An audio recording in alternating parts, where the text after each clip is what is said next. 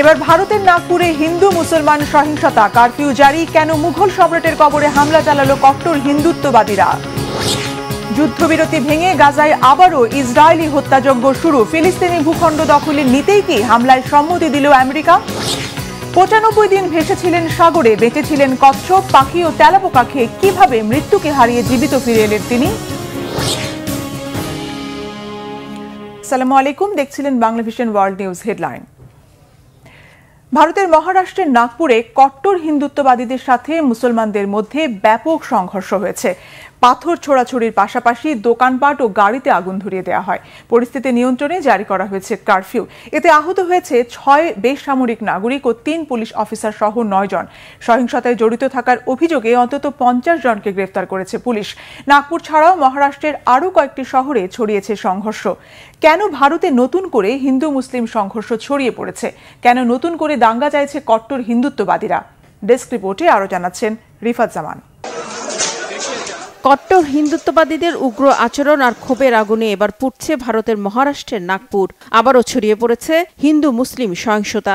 পাথর ছোড়াছড়ির পাশাপাশি দোকানপাট ও গাড়িতে ভাঙচুর এবং আগুন ধরিয়ে দেয় কট্টর হিন্দুত্ববাদীরা। এতে আহত হয়েছে ৬ বেসামরিক নাগরিক ও ৩ পুলিশ সহ ৯ জন।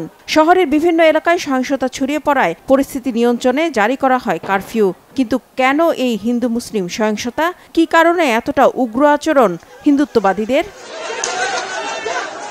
এই সংঘাত সংঘর্ষের শুরু সোমবার স্থানীয় সময় সন্ধ্যা ৭:৩০টার দিকে মোগল সম্রাট আওরঙ্গজেবের কবর সরানোর দাবিকে কেন্দ্র করে। উগ্র হিন্দুত্ববাদীরা সেই সমাধি সেখান থেকে সরানোর দাবি অনেকদিন ধরেই জানিয়ে আসছিল। সোমবার মোগল সম্রাট আওরঙ্গজেবকে অত্যাচারী শাসক উল্লেখ করে তার কবর সরানোর দাবিতে বিক্ষোভ কর্মসূচি নিয়ে রাজপথে নামে বিশ্ব হিন্দু পরিষদ ও বজরং দল। নাগপুরের খুলদাবাদে স্থানীয় মুসলিমরা আওরঙ্গজেবের সমাধি ঘিরে অবস্থান নেয়। সে সময় আওরঙ্গজেবের একটি ছবি ও সবুজ কাপড়ে ঢাকা এক প্রতীকী কবর আগুনে পোড়ায় কট্টর হিন্দুত্ববাদীরা। প্রয়োজনে বাবরি মসজিদের মতো মাজার ঘুরিয়ে দেওয়ার হুমকিও দিয়েছে দল দুটির শীর্ষ নেতারা। এরই মাঝে পবিত্র কোরআন শরীফ পুড়িয়ে দেওয়া হয়েছে বলে গুজব ছড়ায়, যা মুসলিমদের মধ্যে ক্ষোভ তৈরি করে। এরপরই পরিস্থিতি সহিংস হয়ে ওঠে। পুলিশ টিয়ার গ্যাস ও ফাঁকা গুলি ছুড়লে সংঘর্ষ ছড়িয়ে পড়ে। বিভিন্ন এলাকায় যানবাহন ও দোকানে হামলা চালিয়ে আগুন ধরিয়ে দেওয়া হয়। হামলা হয় পুলিশের উপরও। ব্যবসা প্রতিষ্ঠান আর যানবাহনে লাগানো আগুন নেভাতে যাওয়া ফায়ার সার্ভিসের ৭টি গাড়িও পুড়িয়ে দেওয়া হয়। পরিস্থিতি নিয়ন্ত্রণে আনতে সোমবার রাত থেকে অনির্দিষ্টকালের জন্য কারফিউ জারি করা হয়েছে নাগপুর ও আশপাশের এলাকায়। অশান্তি ছড়ানোর অভিযোগে সোমবার রাতে শহরের বিভিন্ন স্থান থেকে ৫০ জনকে গ্রেফতার করা হয়। তবে মঙ্গলবার সকালে পরিস্থিতি অনেকটাই নিয়ন্ত্রণে আনা গেছে বলে জানিয়েছে পুলিশ। বর্তমানে সেখানে থমথমে পরিস্থিতি বিরাজ করছে। कंट्रोल में है और ऐसा कुछ नहीं है अभी कि जिससे कोई घबराए। হঠাৎ কেন আওরঙ্গজেবের উপর এত ক্ষোভ? আওরঙ্গজেবের উপরে মানুষের ক্ষোভের উৎস বলিউডের একটি সিনেমা ছাওয়া, যেখানে দেখানো হয়েছে আওরঙ্গজেবের হাতে সম্ভাজি মহারাজের মৃত্যু হয়েছিল। এরপরে কিছু উগ্র হিন্দুত্ববাদী সংগঠন আওরঙ্গজেবের সমাধি রাজ্য থেকে সরানোর পুরনো দাবি নতুন করে তুলতে থাকে। তবে আওরঙ্গজেবের সমাধি সরানোর পক্ষে নয় ক্ষমতাসীন বিজেপি ও বিরোধী দল কংগ্রেস। তারা বলছে, না আছে মোগল সাম্রাজ্য, না আছে মোগল সম্রাট। কিন্তু মৃত্যুর ৩০০ বছর পরেও আওরঙ্গজেবের নামে কেন অশান্তি ছড়ানো হচ্ছে ভারতে, এই প্রশ্ন বিজেপির। কংগ্রেস নেতারা বলছেন, কবর সরানোর দাবি জানানোর অর্থ ইতিহাসে বিকৃতি ঘটানোর চেষ্টা। তাহলে কেন আওরঙ্গজেবের সমাধি সরানোর দাবি উঠেছে? কেনই বা তা নিয়ে হিংসা ছড়াচ্ছে? এর নেপথ্যে কি রয়েছে? কট্টর হিন্দুত্ববাদীদের মুসলিম বিরোধী রাজনীতি? এমন প্রশ্ন অনেকের। রিফাত জামান, বাংলা ভিশন নিউজ ডেস্ক। যুদ্ধবিরতি ভেঙে গাজায় আবারও নারকীয় হত্যাযজ্ঞ শুরু করেছে দখলদার ইসরায়েলি বাহিনী। কয়েক ঘণ্টায় হত্যা করা হয়েছে ৪ শতাধিক ফিলিস্তিনিকে। দ্বিতীয় পর্বের যুদ্ধবিরতির মধ্যস্থতা চলাকালে আচমকা এই তাণ্ডব কি গাজাবাসীর জন্য নতুন কোনো দুর্যোগের ইঙ্গিত? কেন এতে সম্মতি দিলেন গাজা দখলের পরিকল্পনা থেকে সরে আসা মার্কিন প্রেসিডেন্ট ডোনাল্ড ট্রাম্প? বিস্তারিত মেহরাব হোসাইন খানের ডেস্ক রিপোর্টে। মঙ্গলবারের রোজার জন্য সেহরির প্রস্তুতি নিচ্ছিলেন গাজাবাসী। এই অবস্থায় আগাম ইঙ্গিত বা সতর্কতা ছাড়াই মুহুর্মুহু বিমান হামলা। রাতের নীরবতা চাপা পড়ে হতাহতদের আর্তচিৎকার আর ঘন ঘন ছুটে চলা অ্যাম্বুলেন্সের শব্দে। ভোরের আলো ফোটার আগেই নিহতের সংখ্যা ২০০ ছাড়িয়ে যায়। যুদ্ধবিরতির কারণে গত কয়েক সপ্তাহে হামলার আতঙ্ক কমে আসায় এবারের রমজানে গত বছরের চেয়ে তুলনামূলক স্বস্তিতে ছিলেন 23 লাখ গাজাবাসী। স্বস্তির অনুভূতিকে বারুদের উত্তাপে পুড়িয়ে অঙ্গার করার অভিযানে কেন নামল ইসরায়েল? ভাগ্যবঞ্চিত গাজাবাসীকে নিয়ে নতুন আবার কি চক্রান্তের বাস্তবায়ন করতে যাচ্ছে দখলদার বাহিনী? আমাদের পাশের বাড়িতে থাকা পরিবারের প্রায় সবাই নিহত হয়েছে, টুকরো টুকরো হয়ে গেছে। সেখানে হামলার পরপরই পাশে থাকা আমাদের ঘরের ছাদ ধসে মাথার উপর পড়েছে।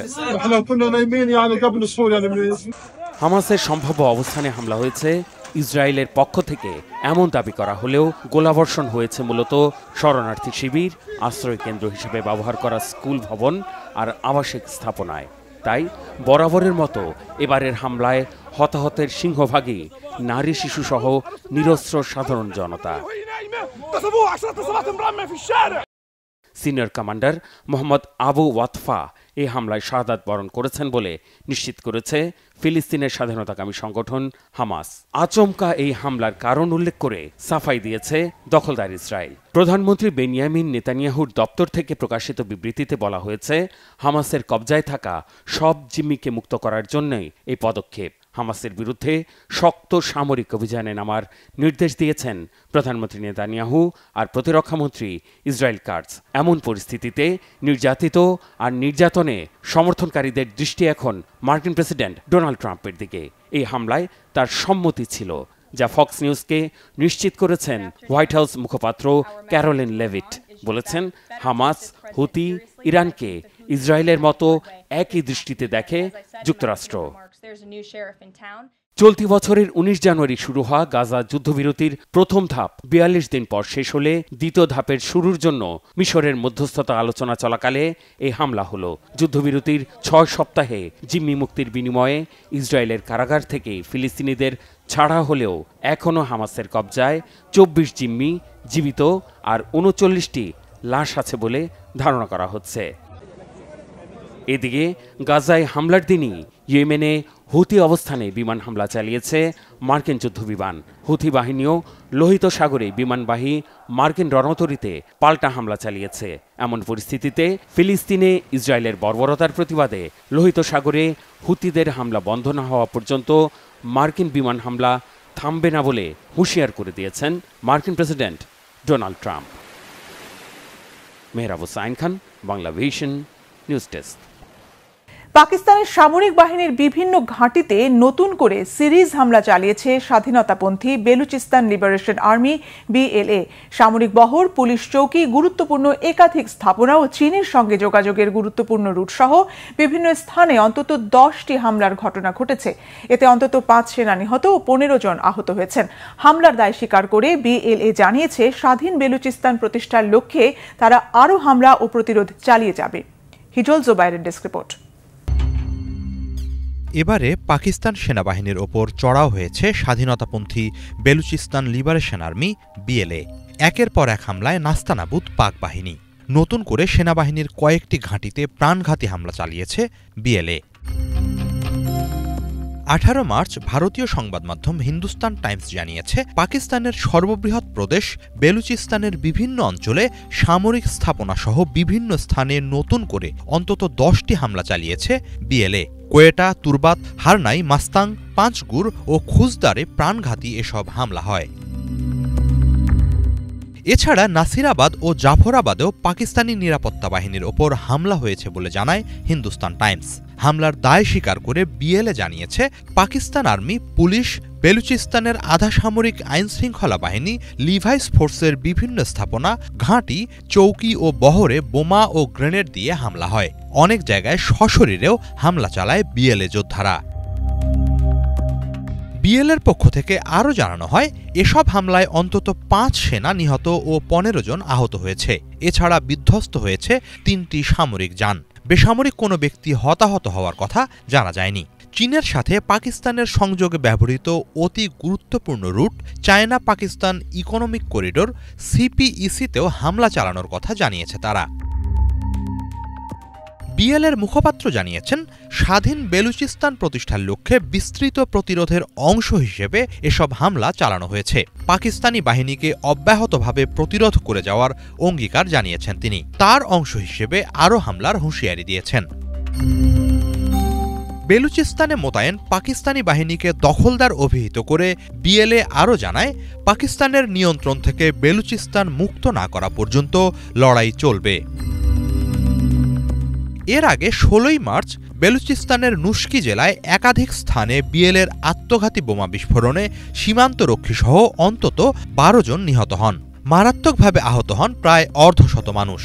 তবে বিএলএর দাবি, সীমান্তরক্ষী বাহিনীর গাড়িবহরে বোমা হামলায় অন্তত 90 সেনার মৃত্যু হয়েছে।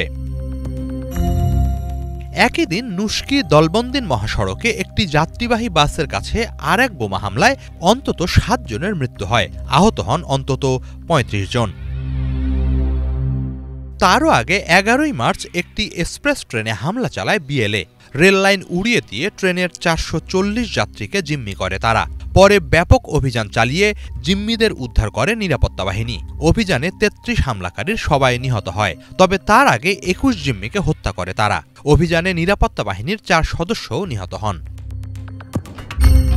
সপ্তাহকালের মধ্যে বিএলএর একের পর এক চাঞ্চল্যকর হামলায় বেলুচিস্তানে থমথমে পরিস্থিতি বিরাজ করছে। বিশ্লেষকরা বলছেন, বিএলএর সামরিক সক্ষমতা যে দিন দিন বাড়ছে, এসব হামলা তারই নজির। এখনই তাদের নিয়ন্ত্রণে আনা না গেলে আরও ভুগতে হবে পাকিস্তানকে। হিজল জোবায়ের, বাংলা ভিশন।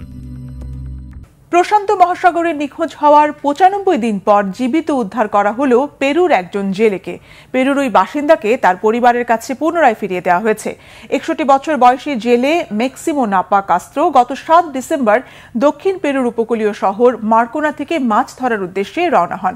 সমুদ্রপথে যাত্রার 10ম দিনে এক ঝড়ের কবলে তার নৌকা পথ হারিয়ে ফেলে। কিন্তু এই দীর্ঘ সময়ে উত্তাল সমুদ্রে তিনি কিভাবে বেঁচেছিলেন? শুধু কি কচ্ছপ, পানি আর তেলাপোকা খেয়ে? বিস্তারিত মিরফাজদের রাব্বির ডেস্ক রিপোর্টে।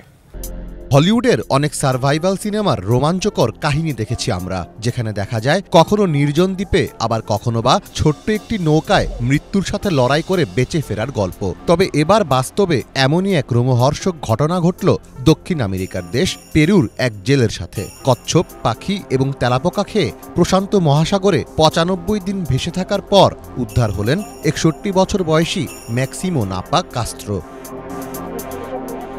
গত 7 ডিসেম্বর দক্ষিণ পেরুর উপকূলীয় শহর মার্কানো থেকে 2 সপ্তাহের জন্য মাছ ধরার উদ্দেশ্যে রওনা হন ম্যাক্সিমো। কিন্তু 10 দিন পর একটি বড় ঝড়ে তার নৌকার গতিপথ পাল্টে যায়। দিকবিদিক হারিয়ে সাগরে ভাসতে শুরু করেন তিনি। এক পর্যায়ে ম্যাক্সিমোর সঙ্গে থাকা প্রয়োজনীয় জিনিসপত্র শেষ হয়ে যায়। নৌকায় জমে থাকা বৃষ্টির পানি এবং যা কিছু হাতের কাছে পেয়েছেন তা খেয়েই বেঁচেছিলেন তিনি। এর মধ্যে ছিল সামুদ্রিক কচ্ছপ, তেলাপোকা এবং পাখি। শেষ 15 দিন কোনো খাবার ছাড়াই কেটেছে তার।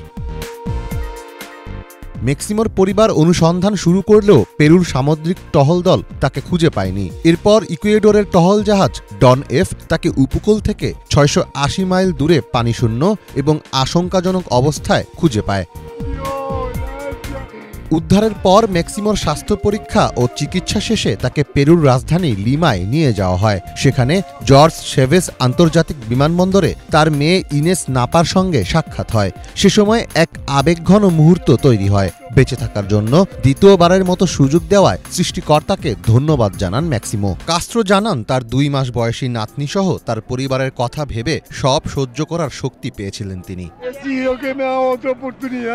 আমি শুধু এটুকুই বলবো, সৃষ্টিকর্তা মহান, তিনি আমাকে বাঁচিয়েছেন। যখন মনে হতো আমার সময় শেষ হয়ে এসেছে, তখনই বৃষ্টি হতো আর আমি বেঁচে থাকতাম। বেঁচে থাকার জন্য আমাকে কচ্ছপ পর্যন্ত খেতে হয়েছে। শেষ 15 দিন কিছু না খেয়েই কাটিয়েছি, কিন্তু আমি হাল ছাড়িনি। সৃষ্টিকর্তার উপর বিশ্বাস রেখেছি। আর এখন আমি আবারও আমার পরিবারের কাছে ফিরে এসেছি। সৃষ্টিকর্তাকে ধন্যবাদ। মৃত্যুর মুখ থেকে ফিরে আসা সন্তানকে কাছে পেয়ে আবেগাপ্লুত হয়ে পড়েন ম্যাক্সিমোর মা। জানান তার পরিবারের ধৈর্য ও কষ্টের কথা।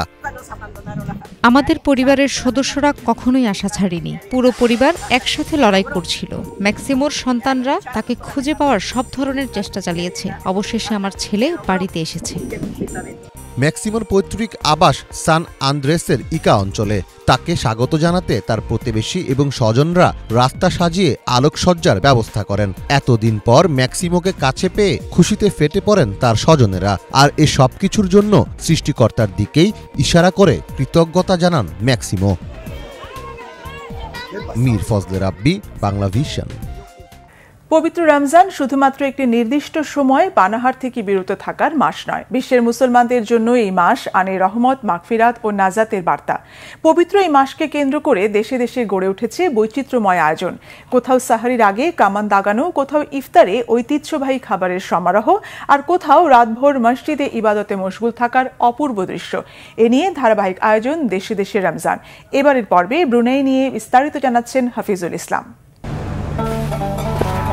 মালয়েশিয়া এবং দক্ষিণ চীন সাগরের মাঝে অবস্থিত বিশ্বের অন্যতম ধনী রাষ্ট্র ব্রুনেই দারুস-সালাম। আয়তনে বাংলাদেশের চেয়েও ছোট দেশটির রাষ্ট্রধর্ম ইসলাম। ব্রুনেইয়ে পবিত্র মাহে রমজান আসে সিয়াম সাধনা ও আনন্দের বার্তা নিয়ে।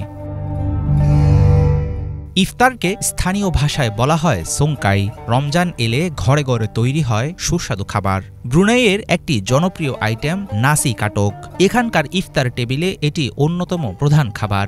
ভাত, ভাজা মুরগির মাংস এবং মশলাদার চিলি সস দিয়ে রান্না হয় মুখরোচক এই পদ।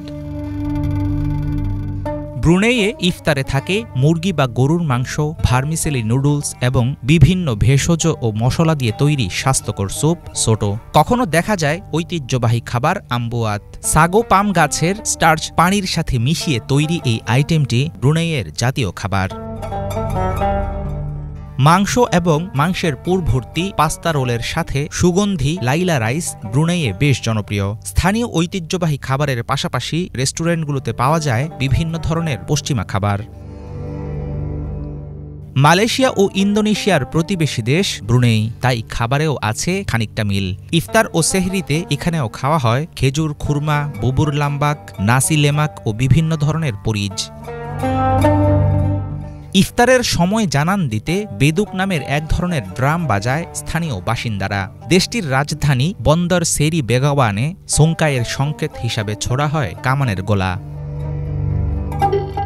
2014 সালে দক্ষিণ পূর্ব এশিয়ার প্রথম দেশ হিসাবে ব্রুনেইয়ে চালু হয় শরিয়া আইন। মাদক পাচার, হত্যাকাণ্ডের মতো অপরাধে আছে মৃত্যুদণ্ডের বিধান। অপুরাণ সম্পদ আর প্রাচুর্যের মধ্যে থেকেও পবিত্র মাহে রমজানে সিয়াম সাধনায় মগ্ন থাকেন ব্রুনেইয়ের মুসলমানরা। হাফিজুল ইসলাম, বাংলা ভিশন। ভারতের রাজধানী দিল্লির প্রাণকেন্দ্রে দাঁড়িয়ে থাকা জামা মসজিদ শুধু একটি উপাসনালয় নয়, এটি মুঘল স্থাপত্য শৈলীর এক অনন্য নিদর্শন। শাহজাহানের শাসনামলে নির্মিত এই মসজিদ আজও ধর্মীয়, ঐতিহাসিক ও স্থাপত্যগত সৌন্দর্যের প্রতীক হিসেবে টিকে আছে। হাজারো মুসল্লি ও পর্যটকের পদচারণায় মুখরিত এই মসজিদ কিভাবে একাধিক ঐতিহাসিক ঘটনার সাক্ষী হয়ে আছে তা থাকছে দেশে দেশে মসজিদের আজকের পর্বে। সাম্প্রতিক বেশ কিছু ঘটনায় মনে হচ্ছে ভারতের নিরাপদে নেই মুসলিম সম্প্রদায়, অথচ এই ভারতেই রয়েছে একাধিক সুন্দর ও ঐতিহ্যবাহী মসজিদ। ঠিক তেমনই একটি মসজিদ হচ্ছে রাজধানী দিল্লির প্রাণকেন্দ্রে অবস্থিত জামা মসজিদ।